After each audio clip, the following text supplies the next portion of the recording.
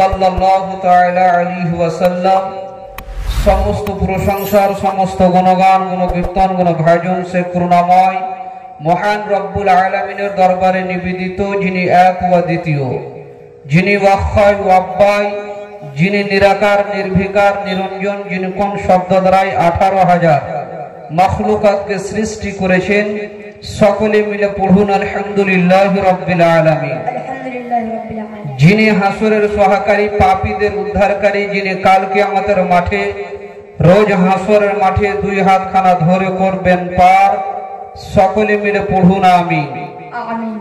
মক্কার বুলবুল মদিনার ফুল, যেই নবীরে চিনতে না পারলে সব চাইতে হবে ঈমানের বড় ভুল। আল্লাহ রাব্বুল আলামিন পবিত্র গ্রন্থের মধ্যে বলেন, আমি আপনাদের সম্মুখে পবিত্র গ্রন্থ হইতে আয়াত তেলাওয়াত করার সৌভাগ্য অর্জন করেছি। আল্লাহ রাব্বুল আলামিন পবিত্র গ্রন্থের মধ্যে বলেন,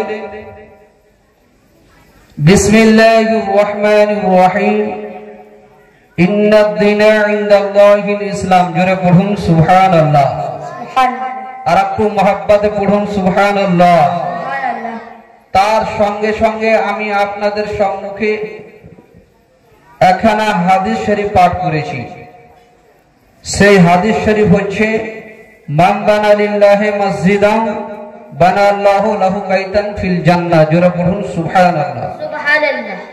ব্রাদারান ইসলাম, মুআজ্জাজ সামাইন ইকরাম, আমি আপনাদের সম্মুখে বেশি লম্বা সময় নিব না, কারণ আমার পরে পরেই জীবনী বক্তা হযরত আল্লামা মাওলানা জনাব মোহাম্মদ নওয়াব হোসেন সাহেব তিনি এসে উপস্থিত রয়েছেন। আর আজকে যেহেতু প্রথম রজনী, প্রথম রাত, তো যাই হোক, এই জালসাটি, এই কনফারেন্স কবরস্থান উপলক্ষে জালসা, নাকি কবরস্থান উপলক্ষে জালসা। সুবহানাল্লাহ, মাশাআল্লাহ। আজকে বামহল গ্রামের মানুষ বা কমিটির লোক সৌভাগ্য কপাল যে আপনারা সকলেই একমত হয়ে জান্নাতুল বাকি কবরস্থান উপলক্ষে একটি কনফারেন্সের ব্যবস্থা করেছে। যাই হোক, আমাদের প্রত্যেককে কবরস্থানের উন্নতি করতে হবে, নাকি?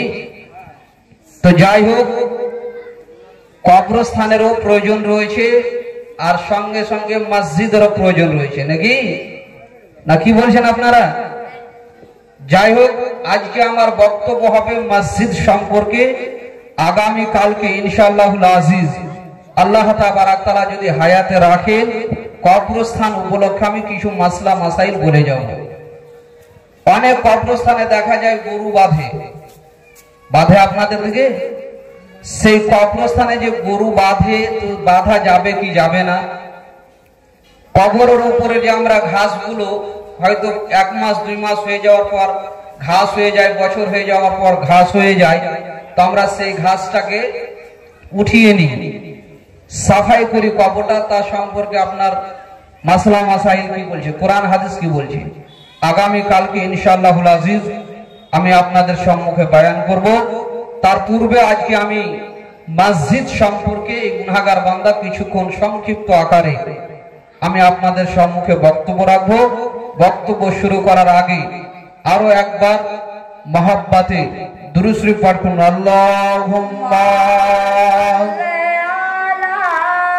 সাইয়্যিদিনা মাওলানা মুহাম্মদ ওয়া আলা আলি সাইয়্যিদিনা ওয়া আলা আলি সাইয়্যিদিনা মাওলানা মুহাম্মদ সাল্লাল্লাহু তাআলা আলাইহি ওয়াসাল্লাম। আমি আপনাদের সম্মুখে যে পবিত্র কোরআন মাজিদ হইতে আয়াত তেলাওয়াত করার সৌভাগ্য অর্জন করেছি, আল্লাহ রাব্বুল আলামিন বলেন যে নিশ্চয় আমার নিকটে পছন্দনীয় দিন, আমার নিকটে মনোনীত দিন, দিনে ইসলাম। জোরে পড়ুন সুবহানাল্লাহ। সুবহানাল্লাহ।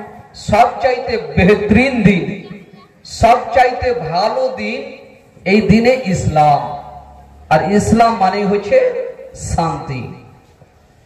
যে হাদিস শরীফ পড়েছি, আল্লাহ রাব্বুল আলামিন কোরআন শরীফের ব্যাখ্যার পরে পরে যে হাদিস শরীফ আমি পড়েছি আমি আপনাদের সম্মুখে, মান বানা লিল্লাহি মাসজিদান বানা আল্লাহু লাহু বাইতান ফিল জান্নাহ, যে ব্যক্তি আল্লাহর ওয়াস্তে মসজিদ তৈরি করলো, যে ব্যক্তি আল্লাহর ঘর, খোদার ঘর মসজিদ তৈরি করলো সওয়াবের উদ্দেশ্যে, নেকি পাওয়ার উদ্দেশ্যে, আল্লাহ তাবারক তাআলা ওই ব্যক্তির জন্য জান্নাতে ঘর তৈরি করলো। জোরে পড়ুন সুবহানাল্লাহ। সুবহানাল্লাহ।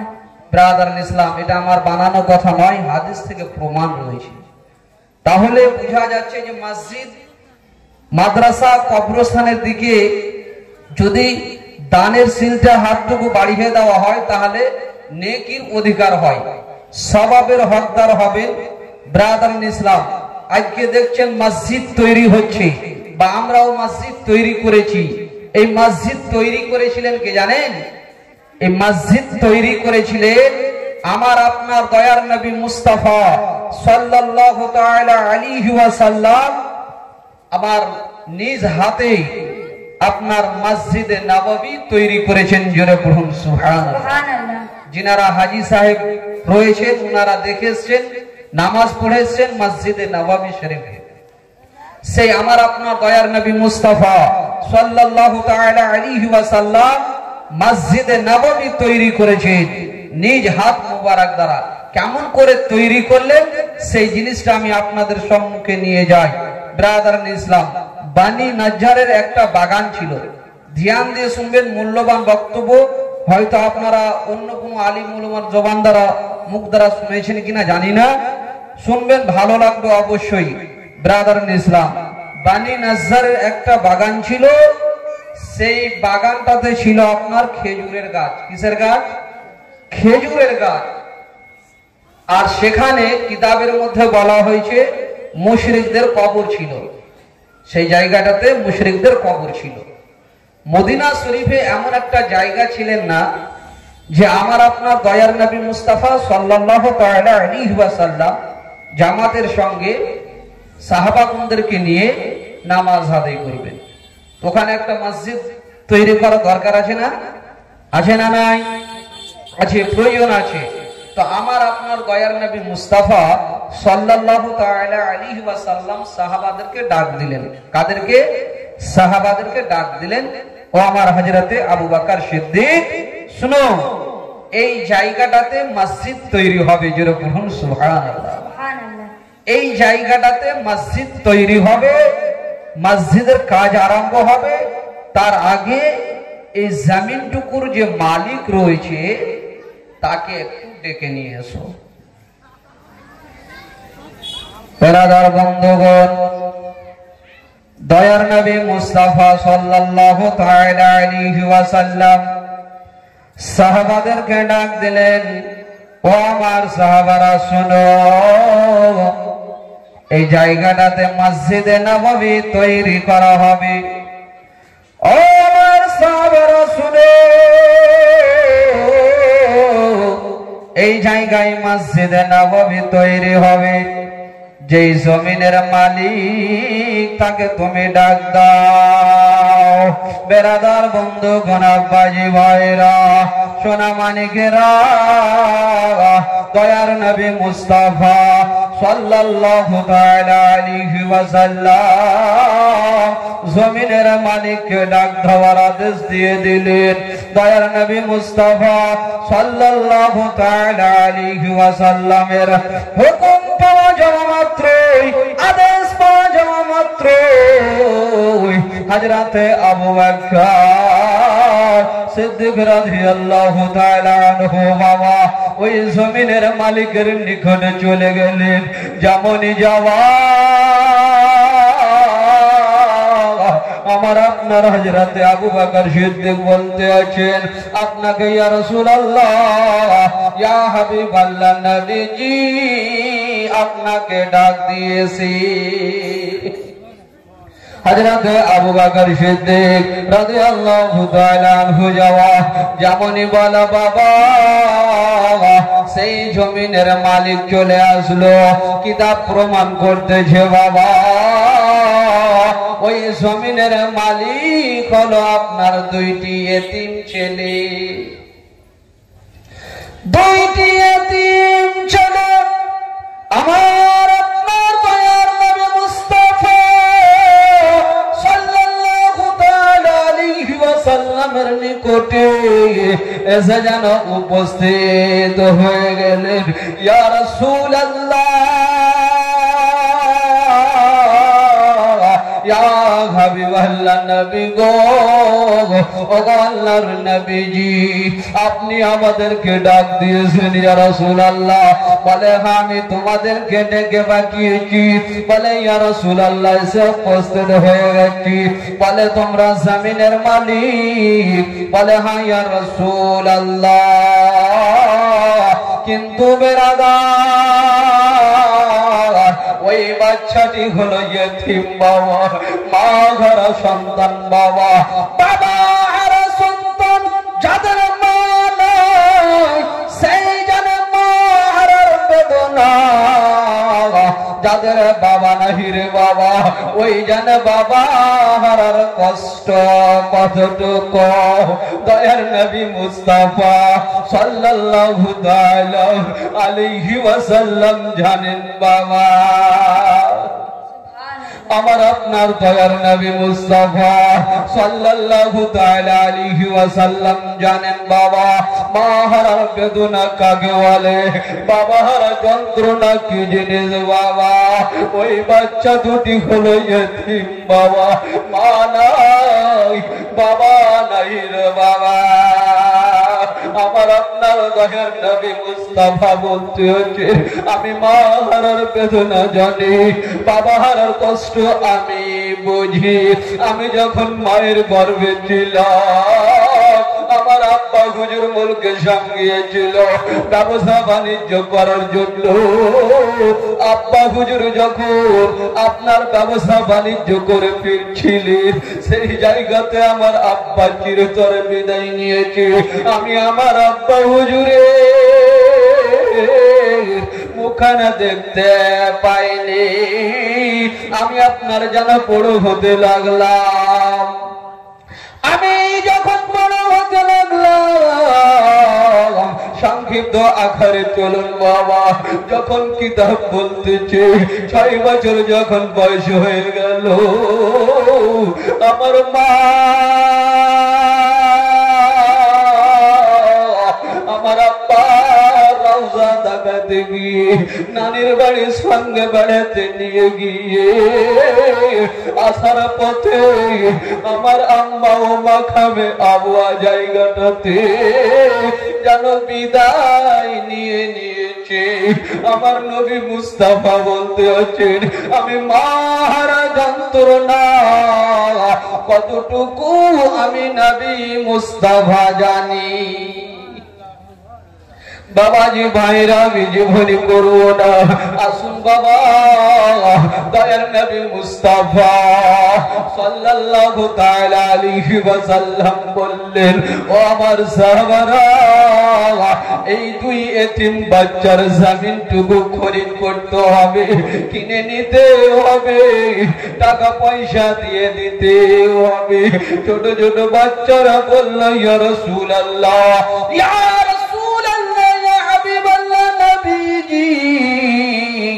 এই জায়গায় মসজিদে নববী তৈরি হবে। ইয়া রাসূলুল্লাহ আমি আল্লাহর ওয়াস্তে সওয়াবের উদ্দেশ্যে দান করে দিলাম। আমার আপনার দয়ার নবী মুস্তাফা সাল্লাল্লাহু তাআলা আলাইহি ওয়াসাল্লাম হযরতে আবু বকর সিদ্দিককে বললেন আবু বকর এরা হলো মার সন্তান, এরা হলো বাবার সন্তান।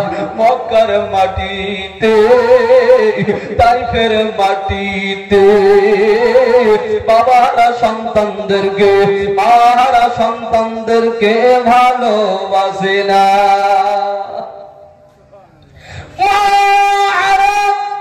সন্তানদেরকে মেয়েদেরকে ছেলেদেরকে বাবা হারা সন্তানদেরকে ভালোবাসে না, যারা হলো এতিম বাচ্চা, এদের কাছ থেকে দামটুকু নিলে চলবে না, এদেরকে পয়সা দিয়ে দাও, পয়সা দিয়ে দাও। আবু বকর, হযরতে আবু বকর সিদ্দিক রাদিয়াল্লাহু তাআলা আনহু নিজের অর্থ থেকে টাকা দিয়ে দিলেন। জোরে পড়ুন সুবহানাল্লাহ। সুবহানাল্লাহ। জমিনটুকু খরিদ করলেন। সেই জায়গায় কিসের কি তৈরি হবে? কি তৈরি হবে? মসজিদ তৈরি হবে। সেই মসজিদটির নাম হচ্ছে মসজিদে নববী। জোরে পড়ুন সুবহানাল্লাহ। এই যে মসজিদ তৈরি করেছেন আপনারা, প্রায় জায়গাতে আজকে মসজিদ তৈরি করা হয়। অনেক জায়গাতে দেখবেন জায়গার অভাবে আবার পিলার ভালো করে দিয়ে শক্ত করে মসজিদ তৈরি করা হয়। প্রথমকার মসজিদকে শহীদ করার পরে আমি যেই জায়গাতে থাকি বিশাল বড় মসজিদ তৈরি হচ্ছে। আপনাদের দোয়াই, আল্লাহর রহমতে মাওলানা আব্দুল সাত্তার সাহেব আপনার যাচ্ছেন ওখানে প্রোগ্রামে, দেখে এসেছেন যে আমার মসজিদ কত বড়, কতটুকু কাজে গিয়েছে। ব্রাদার ইসলাম, মুআজ্জাজ সামাইন ইকরাম, সেই মসজিদ তৈরি হচ্ছে। আমার আপনার নবী মুস্তাফা তৈরি করবেন। জোরে বলুন সুবহানাল্লাহ। সুবহানাল্লাহ। জায়গাটুকু খরিদ করা হলো, জায়গাটুকু কিনে নেওয়া হলো। হযরত আবু বকর সিদ্দিক রাদিয়াল্লাহু তাআলা আনহু পয়সা দিয়ে দিলেন। সকল সাহাবা শামিল হলেন। খুব সংক্ষিপ্ত আকারে যাব, সকল সাহাবা শামিল হলেন। সেই জায়গাতে এবার মসজিদে নববী তৈরি হবে। ভিটের কাজ আপনার আরম্ভ করা হবে। শুনতে ভালো লাগছে না? লাগছে না? খুব সুন্দর পয়েন্টের কথা শুনবেন, মনে রাখবেন যে হ্যাঁ, মসজিদ কিভাবে তৈরি হয়েছিল, মসজিদের কাজ কোথা থেকে চালু হয়েছিল। ব্রাদার ইসলাম, ইসলামের মধ্যে সর্বপ্রথম মসজিদ তৈরি করেছিলেন মসজিদে কুবা। ব্রাদার ইসলাম, আমার নবী মুস্তাফা তৈরি করেছিলেন মসজিদে কুবা, মসজিদে জুমা, মসজিদে নববী শরীফ। ব্রাদার ইসলাম, মুআজ্জাজ সামাইন ইকরাম, আমার আপনার নবী মুস্তাফা সাল্লাল্লাহু তাআলা আলাইহি ওয়াসাল্লাম এবার মসজিদের কাজ আরম্ভ করবেন। জোরে পড়ুন সুবহানাল্লাহ। সুবহানাল্লাহ। কাজটুকু আরম্ভ করবেন। বলুন তো, আগের জামানাতে এরকম পাকা ইট ছিল? পাকা ইট ছিল না, কাঁচা ইট দিয়ে মসজিদ তৈরি হবে। আগে ইট ছিল কাঁচা, মসজিদ ছিল আপনার মুসাল্লি ছিল পাকা। আগেকার জামানায় ইট ছিল কাঁচা, মুসাল্লি ছিল পাকা। আর এখন মসজিদ হচ্ছে পাকা, মুসাল্লি হচ্ছে আপনার কাঁচা। হচ্ছে না? হয় না? বলেন মাওলানা সাহেব কি করে? বুঝতে পারলাম না, আমি আপনাদের সম্মুখে বুঝিয়ে দেব। আসুন বেরাদার বন্ধুগণ, এবার মসজিদের কাজ চালু হবে। বাবা, আমি আপনাদের সম্মুখে একটা প্রশ্ন রাখলাম। সকল সাহাবাগণ যখন মসজিদ তৈরি করার জন্য আমার আপনার দয়ার নবী মুস্তাফা সাল্লাল্লাহু তাআলা আলাইহি ওয়াসাল্লাম আপনার নিজ হাত মোবারক দ্বারায় আপনার যেন কাজ আরম্ভ করলেন, সকল সাহাবাগণ বাবা কাঁচা কাঁচা ইটগুলো নিয়ে গিয়ে আমার আপনার নবীজির দরবারে হাজির করতেন। এমন একজন সাহাবী রাসূল আছেন, সে যেন আপনার একই সঙ্গে দুইটি করে ইট বহন করতেন, দুইটি করে ইট বহন করতেন। যদি শুনতে চান ওই সাহাবীর নাম, প্রথম রাত্রি আমাকে দানের কথা কিছুই বলেনি, কারণ আমাদের যিনি আজকের প্রধান বক্তা হযরত আল্লামা মাওলানা মুহাম্মদ নওয়াব হোসেন সাহেব, তিনি এসে উপস্থিত রয়েছেন। উনি হচ্ছেন আজকে প্রধান বক্তা, উনি আপনাদের সম্মুখে যা করার করবেন। কিন্তু আমি মহব্বত দেখতে চাই, কবরস্থানকে ভালোবেসে ওই কবরস্থানে যেতে হবে একদিন, আমাদেরকেও যেতে হবে না? যদি পারেন কোনো ভাই 1000 টাকা, যেই সাহাবী রাসূল দুইটি করে ইট বহন করতেন, নামটা বলে যাব, শুনে রাখবেন যে অমুক মাওলানা এসেছিল, নামটা বলে গিয়েছিল। মসজিদ তৈরি করার জন্য প্রত্যেকটা সাহাবী একটা করে ইট নিয়ে যেতেন। এমন একজন সাহাবী রাসূল আছেন, দুইটি করে ইট বহন করতেন। জোরে পড়ুন সুবহানাল্লাহ। আর একটু মহব্বতে পড়ুন সুবহানাল্লাহ। যদি পারেন জবরদস্তি নয়, খুশির সাথে মহব্বতে দেবেন 1000 টাকা। কবরস্থানে এমন একটা জায়গা, কবরস্থান, সেখানে প্রত্যেকটা ব্যক্তিকে যেতে হবে। যেতে হবে না ভাই? এমন একটা কবরস্থান, এমন একটা জায়গা, সেই নির্জন জায়গায় একবার গেলে আর দুবারা ফিরে আসে না। সেটা হচ্ছে না ফিরার দাস। এমন একটা কবরস্থান, সেই কবরস্থান উন্নতি কল্পে আপনারা রাখিয়েছেন জালসার। যদি পারেন কোন যুবক ভাই, কোন হাজি সাহেব, মাস্টার, ডাক্তার 1000 টাকা মহব্বতে, জোর জবরদস্তি নয়, খুশির সাথে দিবেন। ওই সাহাবীর নামখানা আমি আপনাদের সম্মুখে বয়ান করব, বলবো যে অমুক সাহাবীর 2 খানা করে ইট বহন করে আমার নবীজির দরবারে নিয়ে আসতেন। জোরে পড়ুন সুবহানাল্লাহ, সুবহানাল্লাহ। প্রত্যেকটা সাহাবী আপনারা জানো বাবা, পয়েন্টের অনেক কথা আছে বাবা। ওই মসজিদের মুয়াজ্জিন কে ছিল বাবা? ওই মসজিদে মুয়াজ্জিন হয় না? মুয়াজ্জিনের কথা এখনো আসে নাই। মসজিদ তৈরি হচ্ছে, হোক, মসজিদের কাজ চালু বাবা। মসজিদের কাজটা আরম্ভ করা হলো। আপনার এক একজন সাহাবী রাসূল এক একটা করে ইট বহন করে। বেরাদার বন্ধুগণ, আপনার নিয়ে যেতে লাগলেন। খোদার মসজিদ তৈরি করবেন। সুবহানাল্লাহ, সুবহানাল্লাহ। একজন ভাই 100 টাকা দিয়েছে। যদি ভারী হয় 2 জন ব্যক্তি মিলে 500 করে হবে। খুশির সাথে মহব্বতে দিবেন। নামটা বলবো, জোর জবরদস্তি নয়। বেরাদার বন্ধুগণ, আব্বাজি ভাই, মসজিদের কাজ আমার আপনার দয়ার নবী মুস্তাফা সাল্লাল্লাহু তাআলা আলাইহি ওয়াসাল্লাম কাজটুকু আরম্ভ করে দিলি। যেমনই কাজটুকু আরম্ভ করা বাবা, আরো সংক্ষিপ্ত আকারে চলল। দয়ার নবী মুস্তাফা সাল্লাল্লাহু তাআলা আলাইহি ওয়াসাল্লাম সেই মসজিদে নববী তৈরি করছেন বাবা। আপনার ইটগুলো রেখে দেওয়া হলো। রেখে দেওয়ার পরে বাবা, যে আপনার ছাদের কাজ আরম্ভ হয়ে গেল। কিন্তু বেরাদার, এখনকার মতো তখন ছাদ ছিল না বাবা। খেজুর গাছের পাতা দিয়া, খেজুর গাছের ছাহানি দিয়া বাবা, ওই মসজিদে নববীর আপনার ছাদের কাজ আরম্ভ করা হলো। ছাদের কাজ আরম্ভ হচ্ছে। মসজিদে নববী তৈরি, মসজিদে নববী তৈরি হয়ে গেল। বেরাদার বন্ধুগণ, আব্বাজি ভাই, আমার আপনার দয়ার নবী মুস্তাফা সাল্লাল্লাহু তাআলা আলাইহি ওয়াসাল্লাম মসজিদে নববী তৈরি করলেন। বেরাদার, আমরা মসজিদ তৈরি করি বাবা কিসের জন্য? কিসের জন্য? নামাজ আদায় করার জন্য।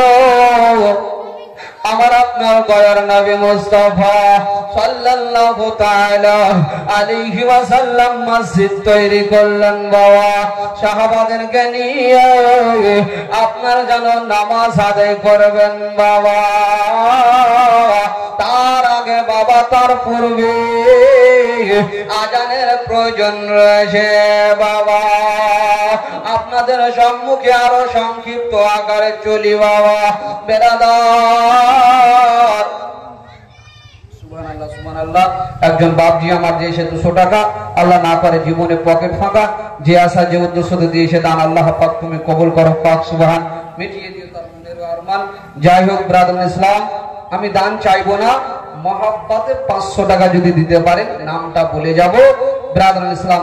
তাছাড়া আমি দান আপনাদের সম্মুখে চাইবো না। আপনারা বিভ্রান্ত হবেন না, এদিক ওদিকে যাবেন না। মূল্যবান বক্তব্য হবে, শুনে যাবেন। ব্রাদার ইসলাম, মুআজ্জাজ সামাইনে কেরাম, সে আমার আপনার দয়ার নবী মুস্তাফা সাল্লাল্লাহু তাআলা আলাইহি ওয়াসাল্লাম মসজিদ নববী তৈরি করে দিলেন বাবা। আমার আপনার নবী মুস্তাফা বলেন, ও সাহাবারা শোনো শোনো শোনো, এবার মসজিদ নববীতে আজানের ব্যবস্থা করতে হবে। এবারে জানো মসজিদে নববী শরীফে মসজিদে নববীতে নামাজ আরম্ভ হবে। যখন বাবা গ্রামের মসজিদ তৈরি হয়ে যায়, তখন আমরা যখন মসজিদের কাজ কমপ্লিট হয়ে যায়, আমরা তারপরে আযান দিয়ে বাবা নামাজ আরম্ভ করে দিই। খোদার ঘর মসজিদ তৈরি করা হলো বাবা। যেমনই মসজিদ কমপ্লিট করে দেওয়া হলো, এবারে আজানের ব্যবস্থা করা হলো। কোন সাহাবী রাসূল বলতে আছেন, ইয়া রাসূলুল্লাহ, ইয়া হাবিবাল্লাহ, নবীজি যখন আজানের সময় হয়ে যাবে তখন যেন আগুন লাগিয়ে দেওয়া হবে। আগুন লাগিয়ে দেওয়া হবে। আগুনের যখন তাপ আপনার দেখতে পাবে আগুন, তখন পাড়া গ্রামের লোকেরা নামাজে আসবে। আমার আপনার দয়ার নবী মুস্তাফা সাল্লাল্লাহু তাআলা আলাইহি ওয়াসাল্লাম বলেন, না না না, এই মতো করা যাবে না। আর একজন বলতে লাগলেন, ইয়া রাসূলুল্লাহ, ইয়া হাবিবাল্লাহ, নবীজি যখন আজানের সময় হয়ে যাবে ইয়া রাসূলুল্লাহ, তখন যেন নকুশ বাজিয়ে দেওয়া হবে, ঘন্টি বাজিয়ে দেওয়া হবে। যখন আপনার ঘন্টি লেগে যাবে, ঘন্টির যখন আওয়াজ পেয়ে যাবে, আপনার নামাজের জন্য চলে আসবে। কি বাজানো হবে? ঘন্টি মেরে দেওয়া হবে। এদিকে ঘন্টি মারা হয় না আজান দেওয়া হয়? আজান দেওয়া হয়। আমার আপনার দয়ার নবী মুস্তাফা সাল্লাল্লাহু তাআলা আলাইহি ওয়াসাল্লাম বললেন, এটাও মানা যাবে না। বেরাদার বন্ধুগণ, আরো একজন সাহাবা বলতে লাগলেন, ইয়া রাসূলুল্লাহ, ইয়া হাবিবাল্লাহ, নবী গো, পাড়ায় পাড়ায় গিয়ে গ্রামে গ্রামে গিয়ে বলবে নামাজের সময় হয়ে গেছে। আমার আপনার নবী মুস্তাফা বললেন, এই করে কাজ চলবে না। হযরত উমর ফারুক আযম বললেন, ইয়া রাসূলুল্লাহ, ইয়া হাবিবাল্লাহ, নবীজি তবে কি করতে হবে? আমার আপনার দয়ার নবী মুস্তাফা সাল্লাল্লাহু তাআলা আলাইহি ওয়াসাল্লাম বললেন, আপনার নামাজের জন্য আযান দিতে হবে। সুবহানাল্লাহ। আর আপনি মহব্বতে পড়ুন, কি করতে হবে? আযান দিতে হবে। আযান হচ্ছে না মসজিদে, নামাজের আগে আযান হয়ে যায়। এই আযান দেওয়াতে অনেক স্বভাব রয়েছে, কিন্তু আজকে আমরা আযান দিতে চাই না। আযান দেওয়াতে অনেক স্বভাব রয়েছে, কিন্তু আমরা আযান দিতে রাজি নয়। আর আযান শুনে আমরা মসজিদে যেতে রাজি নয়। বেরাদার, যাকে আমার আপনার দয়ার নবী মুস্তাফা সাল্লাল্লাহু তাআলা আলাইহি ওয়াসাল্লাম বলেছেন, সবচাইতে বেহতরিন জায়গা, সবচাইতে অতি উত্তম জায়গা হলো আপনার মসজিদ। আর সবচাইতে খারাপ জায়গা, সবচাইতে নিকৃষ্ট জায়গা, যার নাম হলো বাজার।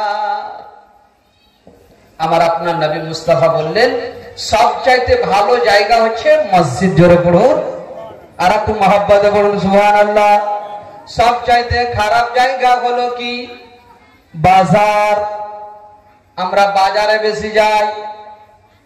আযান শুনলে পারে আপনার খোদার ঘর মসজিদে যেতে পারি না, বাজারে যাওয়া ছাড়ি না, বাজারে যাওয়া বন্ধ করি না। মুয়াজ্জিন সাহেব আমাদেরকে আপনারা দিনে রাইতে 5 বার ডাক দেয়। চলে এসো কামিয়াবের দিকে, চলে এসো খোদার ঘর মসজিদের দিকে। কিন্তু বাবা আমরা মসজিদে যেতে পারি না, আমাদের ঈমান হয়ে গেছে কমজোর, আমরা হয়ে গেছি দুর্বল বাবা। ওই কারণে বললাম আগেকার জামানায় বাবা মসজিদ ছিল কাঁচা, মুসাল্লিগণ ছিল পাকা। এখন মসজিদ তৈরি হয়ে গেছে পাকা, মুসাল্লি হয়ে গেছে কাঁচা। বেরাদার মসজিদ তৈরি হবে কিন্তু আবাদ হবে না। আমি আপনাদের সম্মুখে পবিত্র হাদিস শরীফ পাঠ করেছি, সেই হাদিস শরীফ পাঠ করেছি বাবা। খোদার ঘর মসজিদ তৈরি করবেন, সওয়াব পাবেন বাবা। আপনার জন্য আল্লাহ তাআলা আল্লাহ পাক জান্নাতে ঘর তৈরি করবে। জোরে হবে না? আর আপনি মহব্বতে পড়ুন। সুবহানাল্লাহ। মসজিদ তৈরি করবেন, খোদার ঘর মসজিদ তৈরি করবেন। এই মসজিদ তৈরি করা বাবা আমার আপনার নবী মুস্তাফার সুন্নাত, আমার আপনার নবী মুস্তাফা তৈরি করেছেন বাবা। আমরা আজকে কি করি বাবা, মসজিদ থেকে বেরিয়ে গিয়ে এক অপরের পরনিন্দা করি বাবা, এক অপরের গীবত করি, মিথ্যা চুগলি থেকে বাঁচি না, মিথ্যা কথা বলি বাবা। ঈমান হয়ে গেছে দুর্বল, ঈমান হয়ে গেছে কাঁচা। যখন সাহাবী রাসূল নামাজ পড়তেন বাবা, মসজিদ থেকে বেরিয়ে যেতেন, আপনার জীবনেও কোনোদিন মিথ্যা কথা বলতেন না। আমরা মিথ্যা কথা বলি না, বলি না? আমরা মিথ্যা কথা বলি, এই কারণে আমাদের ঈমান দুর্বল হয়ে গেছে। হারাম হালাল থেকে বাঁচি না বাবা। আসুন মূল বক্তব্যের দিকে নিয়ে যাই। মসজিদে নববী তৈরি করা হলো, এবার আজান হয়ে যাবে। আজান হয়ে গেলে মা বোনেরা কি করেন? নামাজ পড়তে হয় না, হয় না? মা বোনদের উপরেও নামাজ হলো ফরজ। আমার আপনার নবী মুস্তাফা বলেছেন নামাজ হলো অতি উত্তম ইবাদত, সর্বশ্রেষ্ঠ ইবাদত হলো নামাজ। আমার আপনার দয়ার নবী মুস্তাফা সাল্লাল্লাহু তাআলা আলাইহি ওয়াসাল্লাম বলেছেন as-salatu mirajul mu'minin, as-salatu nurul mu'minin। মুমিন ব্যক্তিদের জন্য নামাজ হলো মিরাজ, মুমিন ব্যক্তিদের জন্য নামাজ হলো আপনার আলো। নামাজটাই হলো জ্যোতি। যখন কিয়ামত হবে বাবা, আমার আপনার দরবারে সর্বপ্রথমে নামাজ সম্পর্কে প্রশ্ন করা হবে। বেরাদার বন্ধুগণ, যেরকম ছেলেদের উপরে নামাজ হয়ে গেল ফরজ, মা বোনদের উপরেও নামাজ ফরজ। যদি না পড়েন, যদি না আদায় করেন তবে গুনাহগার হবেন, কাবিরা গুনাহ হবে। মা নামাজকে কোনোদিন ছাড়িয়েন না, নামাজকে অবহেলা করিয়েন না। আপনাদের মতো মা ছিল মা ফাতিমাতুজ জোহরা রাদিয়াল্লাহু তাআলা আনহা, আপনাদের মতো মা ছিলেন মা মারিয়াম, আপনাদের মতো মা ছিলেন মা খাদিজাতুল কুবরা রাদিয়াল্লাহু তাআলা আনহা। এক ওয়াক্তের নামাজ ছাড়তেন না। সুবহানাল্লাহ। বেরাদার বন্ধুগণ, এক ওয়াক্তের নামাজ ছাড়তেন না। আজকে আমরা নামাজের দিকে এগিয়ে আসতে পারলাম না। আমার আপনার দয়ার নবী মুস্তাফা সাল্লাল্লাহু তাআলা আলাইহি ওয়াসাল্লাম হযরতে বেলালকে ডাক দিয়ে বললেন, এ বেলাল, তুমি আজকে মসজিদে নববীতে আযান দেবে, এই উঁচু জায়গায় চড়ে নাও। বেলাল, তোমার আওয়াজটুকু সবারই চাইতে হলো উচ্চ। আজকে তুমি ডাক দাও নামাজের জন্য, তোমার আওয়াজ পেয়ে যাওয়া মাত্রই সকলেই মসজিদে নববীতে ছুটে আসবে। কাকে? হযরতে বেলাল রাদিয়াল্লাহু তাআলা আনহুকে। আমার আপনার নবী বললেন, বেলাল তুমি আযান দাও। বেলাল, হযরতে বেলাল রাদিয়াল্লাহু তাআলা আনহু বাবা উঁচু জায়গায় জুড়ে আপনার জন্য নামাজের জন্য ডাক দিতে লাগলেন। ওই আযান খানা শুনে বাবা সকলেই মসজিদে নববীতে নামাজটুকু আদায় করার জন্য আসলেন।